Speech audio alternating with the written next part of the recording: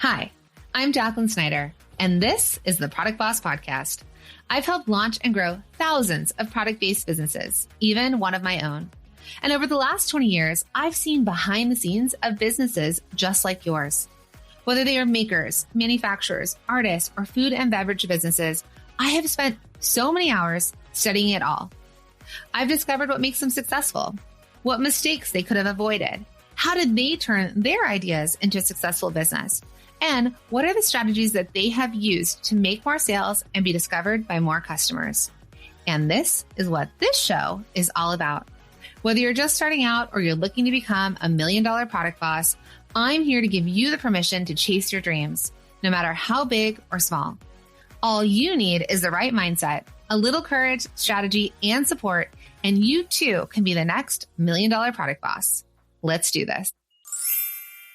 Oh my goodness, friends. If you are anything like me, you probably spend more time running errands than running your business. Am I right? Like everything needs something. We got to run around. And I knew that this was like a major issue for me back in the day, which is why I decided to get help where I could. And I decided to let Instacart handle all of my grocery shopping. So I no longer had to worry about running all the errands and having to run out and get more almond milk for my lattes. Rather, I was like, you know what? We're just going to let Instacart handle that. So I want you to imagine skipping the store and getting back to designing, packaging orders, making, or maybe actually taking a break, even a nap. Remember those? Okay, so with Instacart, you can get groceries and essentials delivered in as fast as an hour so you can focus on growing your business without sacrificing a meal. Plus, less stress and more focus. And here's a tip. I've actually used Instacart before to order gifts from my daughter's friends' birthday parties because I haven't had time to run out and get presents. And I've been able to get the packaging, like the gift bag and the gift, like hello Sephora, delivered to my house while I was in the middle of coaching sessions so that I could have the present, right? It's like having a personal assistant without having a personal assistant. So if you want to do what I do and get the help where you can try it now if you head to theproductboss.com/Instacart. Hey, product bosses. Okay, really quick. Are you spending more time making all your products or maybe packaging your boxes than actually growing your business? I know. Okay, so if you've ever wished that someone would just tell you exactly what works when it comes to scaling your product brand into real money, right? Like the good profit and making sales and growing this business that I know you've dreamed of, then I have something really special for you. I pulled together a special bundle of our top podcast episodes that every product-based business needs to hear. So think of this as your shortcut straight to the strategies that help you grow your sales, build a brand that lasts, and avoid that burnout that no one is actually talking about enough. So we're talking mindset shifts and marketing strategies and those behind the scenes lessons. And yes, you're going to have some quick action plans and strategies that we're going to share in here as well. So it is my top episodes playlist and it's totally free. We just wanted to gather it up so you didn't have to scroll through hundreds of episodes and think, what do I want to listen to, right? Let's make it easy. So all you have to do is head to www.theproductboss.com/top or click the link in the show notes. Pop in your email. I'll send over those exact episodes that have helped thousands of product-based business owners like you move from the hustle to sold out, right? I want you to go from where you are to getting you seen and sold. And that's all going to happen with this compilation of episodes for you. I just want to make it super easy. So let's start building your business with clarity, strategy, ease, and freedom. Hey, friends, and welcome back to the Product Boss. Okay, so I'm really excited to introduce a totally new series inside of the Product Boss podcast, and we're going to call it Ask Jacq, right? And so here's the deal. Over the years, I've coached thousands of product-based business owners inside of my programs like Standout Society and the Product Boss Sales Accelerator. And one thing I know for sure is this: the best breakthroughs often come from one really good question. So in this series, I'm going to share bite-sized coaching moments pulled straight from real conversations, real coaching sessions with my students. So these are meant to be fast and focused episodes that are going to tackle the questions so many of you are asking. Maybe they're around pricing, visibility, scaling, sales, and mindset. So whether you're just getting started or you're growing to your next big milestone, my hope is that each episode gives you something clear, actionable, and encouraging to move forward with. So let's jump into today's Ask Jacq Q&A. My question is, how do I identify my best-selling product when I sell equally as much boutique items as I do my handmade products? Okay, and I want to focus more on the handmade because that's what I sell online. But how do you So look at that then. Look differentiate at that. those numbers. So look at your handmade products, look at those and just figure out what your top 10 of your handmade products are. Find your top 3. Sometimes people that do stuff like yours and maybe they have a boutique or a farm stand, chapstick might be their top selling product because it's like an easy product. So they might see that they sell hundreds and hundreds of those, but they're way cheaper than other products.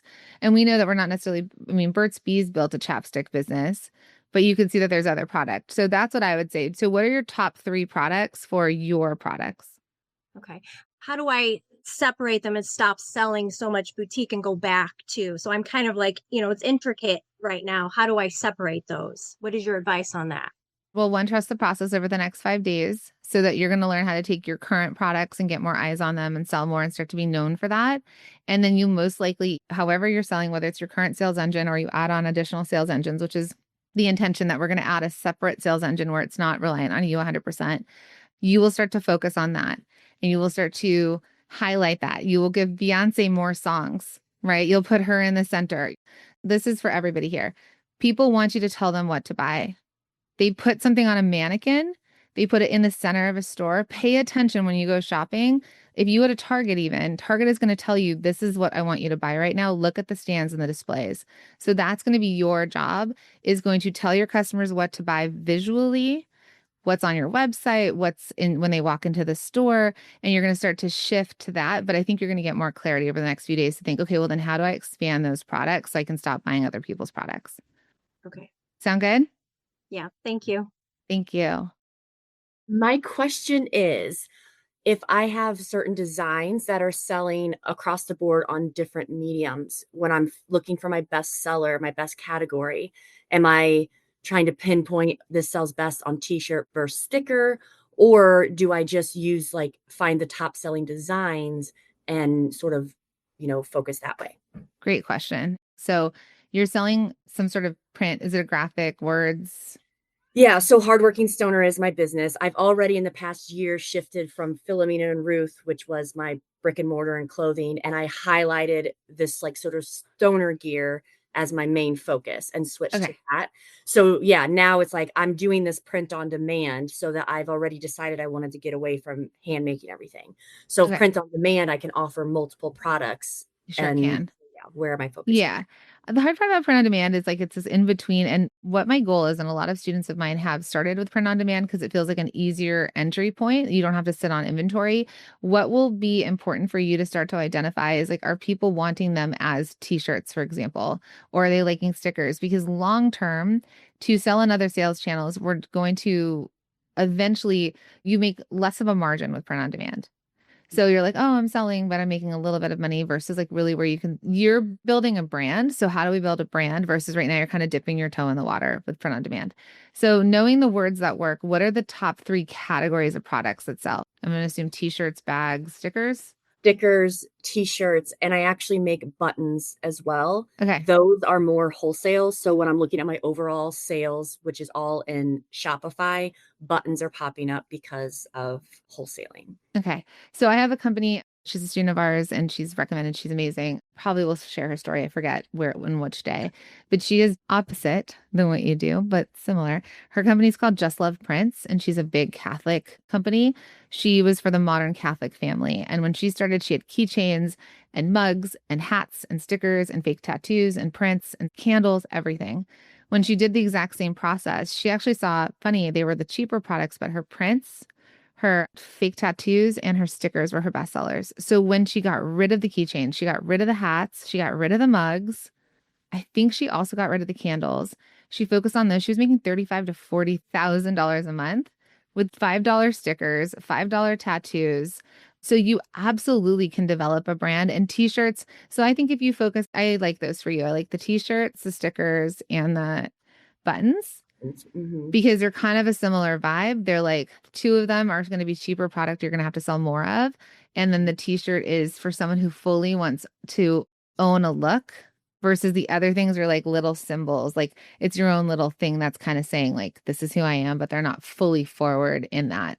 It's a similar customer. Just one person's like all in and the other customer's like, I'm going to add this to my water bottle or I'm going to put it on my iPad because it's a self-identification. So I think you're good there.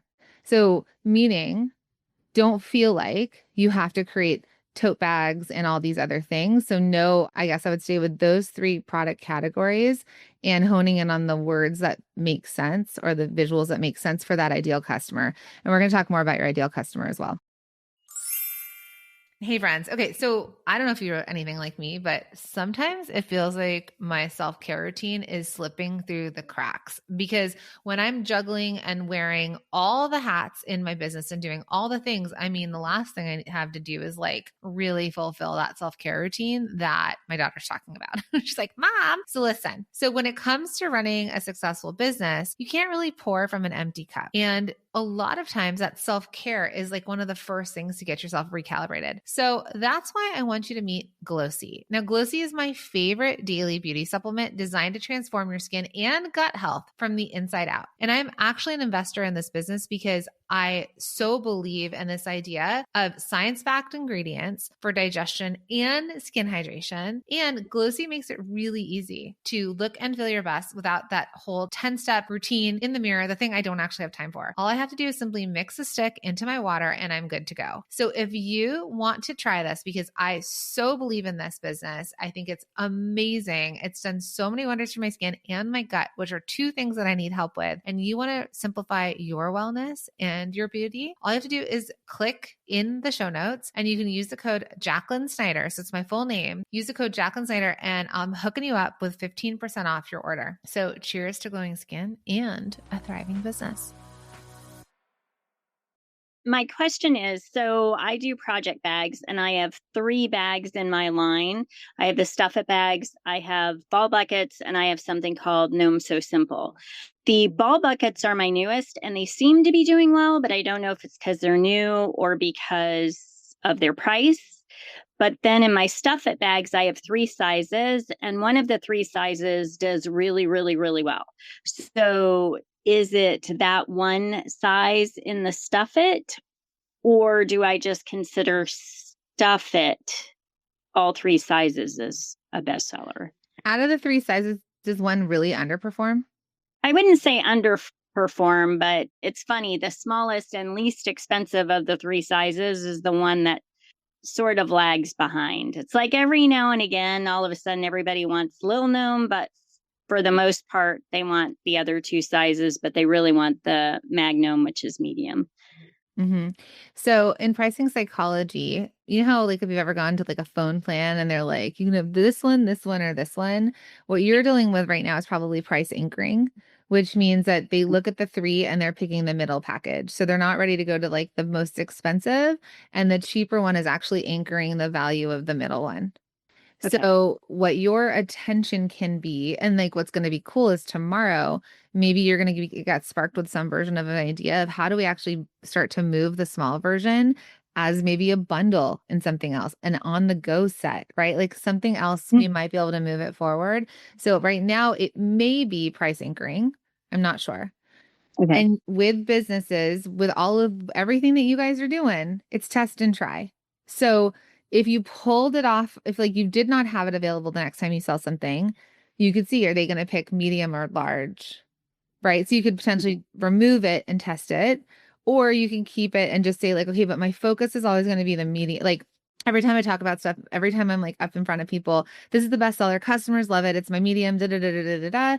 And they love, you make suggestions. They love to buy the small. Maybe there's an add-on because it's an on the go. Now, the new product category or the new product that you introduce could be newness. So part of the reason it sells, so that's going to be, again, a test and try to see how long, like we're going to test and try, we're going to put it out in front of customers, we're going to see if it works, and it might get added on to your product lineup. Or you might be like, oh, this thing, maybe I just stay to this one product, but it doesn't sound like you have a ton of products right now. What I don't want you to do is make each product and make like 100 variations of each product, meaning like, but you can also get it in 75 different colors. Customers like get decision fatigue. And so not only do they have to pick the product, then they have to pick the color. So if you ever go into a store, like this shirt that I'm wearing, my in-laws hadn't seen me dressed yet. I went out there for a hot sec and they're like, oh, we love the color. We love the. And when I saw this was only available in this colorway. They might have other colorways, but the shop that bought it only had it available in this colorway. So the decision I had to make as a customer was, one, do I like the color and do I like the style and does it fit me well? If you gave me 5 of them, I might be like, I have no idea what to pick. I can't afford all 5. I'm not going to get any of them. Or I'm sitting in the dressing room wrestling with my own brain, right? Okay. Think about that for your customers.